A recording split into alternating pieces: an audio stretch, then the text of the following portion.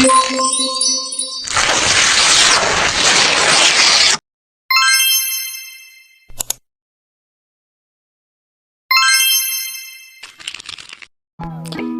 di sini saya akan menjelaskan materi tentang periodisasi zaman batu di masa praksara.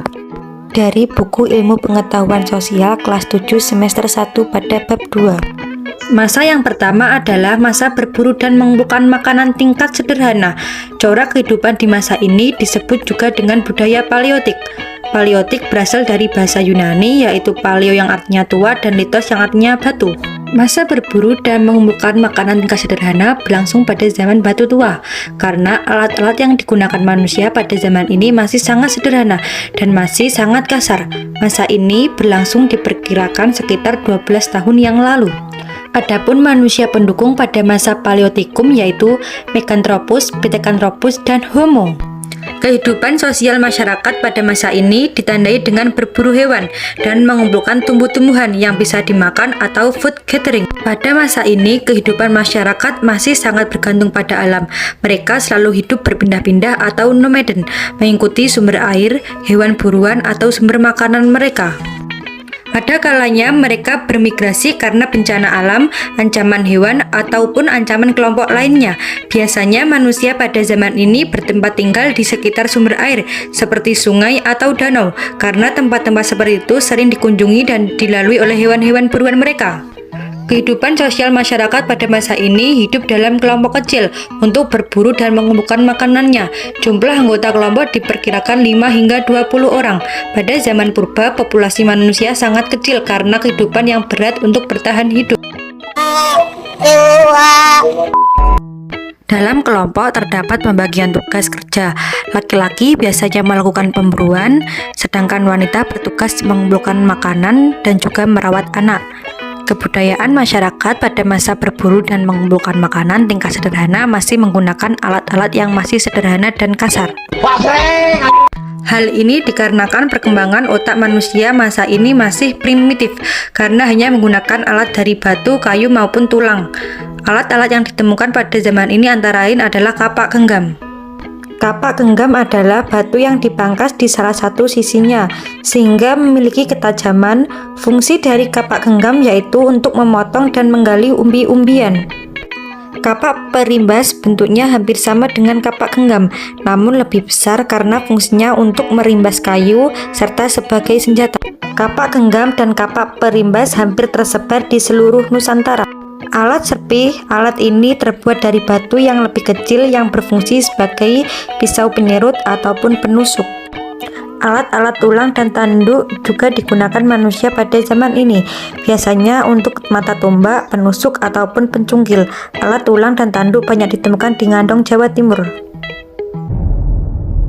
Masa yang kedua adalah masa berburu dan mengumpulkan makanan tingkat lanjut. Corak kehidupan pada masa ini disebut juga dengan budaya Mesolitik atau zaman Batu Tengah. Masa ini merupakan masa peralihan dari kebudayaan batu tua menuju batu muda. Masa ini diperkirakan berlangsung sekitar 10.000 hingga 2.500 tahun sebelum Masehi. Adapun kehidupan sosial manusia pada masa ini sebenarnya tidak jauh berbeda dari masa sebelumnya, namun mereka sudah memiliki kemampuan bertahan hidup yang lebih baik. Mereka pastinya juga masih berburu dan mengumpulkan makanan. Pembagian tugas kerja pun masih sama, yaitu laki-laki yang berburu dan perempuan mengumpulkan makanan serta memasak. Manusia pada masa ini sudah mengenal penggunaan api untuk memasak.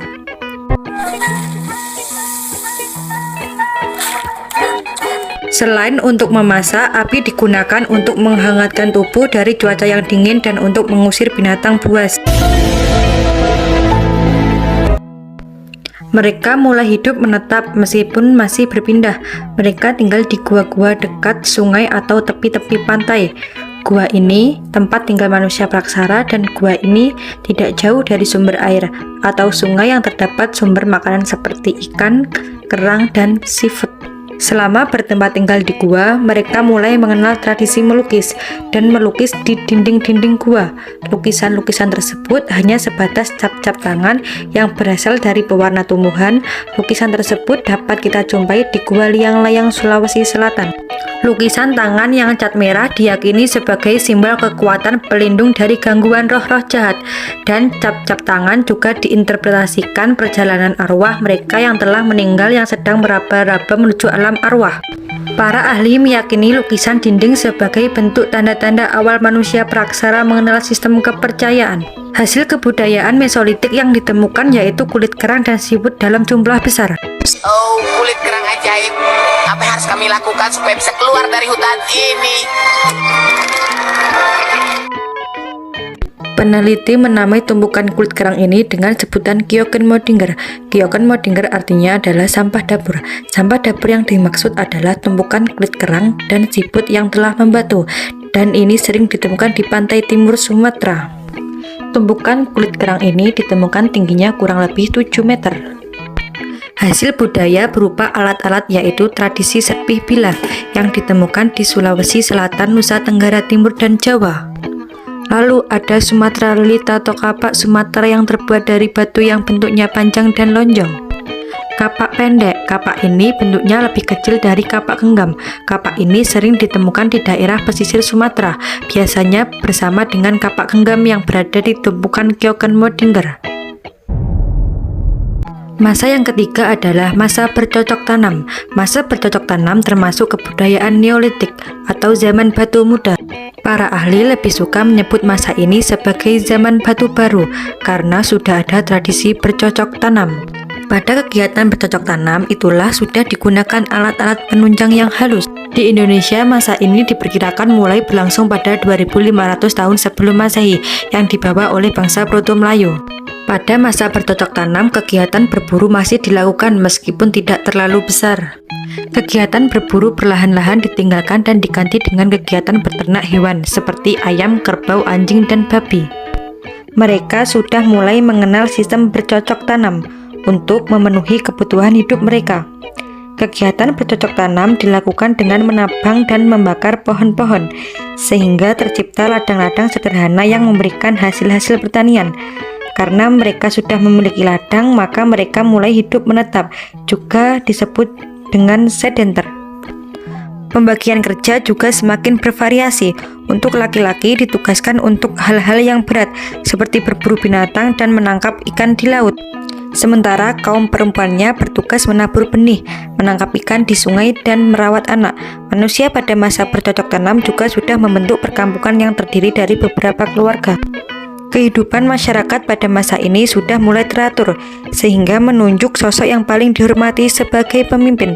Hal ini dinamakan sebagai primus inter pares. Hasil-hasil kebudayaan pada masa bercocok tanam berupa alat-alat yang sudah memiliki desain yang halus dan rapi. Hal ini pastinya karena perkembangannya otak manusia yang lebih pintar dibanding manusia pada masa sebelumnya. Adapun hasil budaya yang dihasilkan seperti kapak lonjong. Kapak ini berbentuk lonjong dan tajam di kedua sisi ujungnya. Beliung persegi, bentuk permukaannya memanjang dan berbentuk segi empat. Sisi depannya biasa tajam. Fungsi beliung persegi berukuran besar digunakan untuk cangkul, dan yang berukuran kecil digunakan untuk memahat kayu. Kapak persegi berbentuk persegi panjang yang tajam pada bagian matanya dan biasanya diberi tangkai untuk genggamannya. Mata panah berbentuk segitiga, berukuran panjang 3 hingga 6 cm dan lebarnya 2-3 cm dengan ketebalan 1 cm. Mata panah terbuat dari batu gamping, kegunaannya adalah untuk berburu. Gerabah atau alat-alat dari tanah liat sudah dikenal zaman Neolitikum, meskipun teknik pembuatannya masih sangat sederhana.